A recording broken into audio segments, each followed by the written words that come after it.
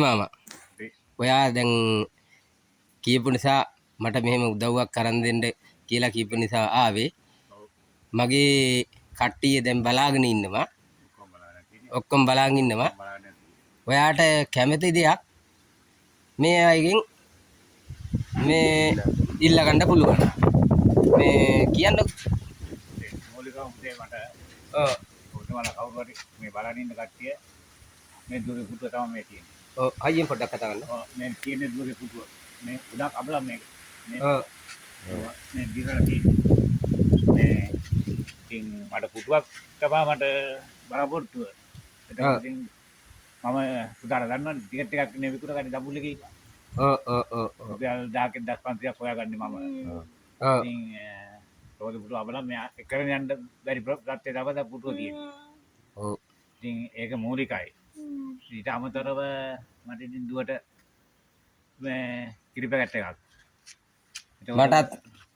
මටත් මේ කිව්වට පස්සේ එන්න නැතුව එන්න හිතුන්නේ නැහැ. මමත් ආබාධිත කෙනෙක් මේ පේනවනේ.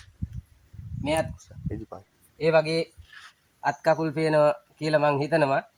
මං ඉතින් ඒ නිසා තමයි මං එන්නත් හේතුව. ඔව් මං කිව්වෙත් ඒකනේ පුතාට. ඔව් මං ඒකයි එන්නත් හේතුව.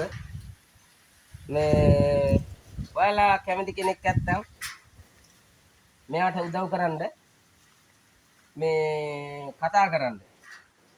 මං ඔයාලා වෙනුවෙන් මෙයාලගේ උදව් කරන්න සූදානම්. ඔයාලා මොනවා හරි දෙන දෙයක් නැත්තම් මම මෙයාලට ගෙනත් දෙනවා. ඔව් මං ඒ විශ්වාසය තියෙනවා පුතාව ගෙනත් දෙනවා මට ඕන දෙයක්. ඔයට කල්ලුත් ඒ වගේ ලැබිලා ඔයාට මම ලැබෙන්න සැලසුවා.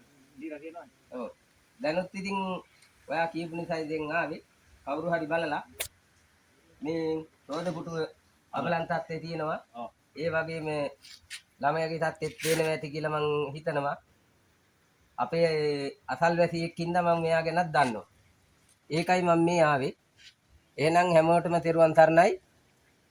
මේ දුරකථන අංකය මගේ 074 239 77 54 කතා කරන්න මම ඒ වෙනුවෙන් මෙයාලට මේ ඔයාලා දෙන්න දෙයක් නැත්තම් මම බාර දෙන්න සූදානම්.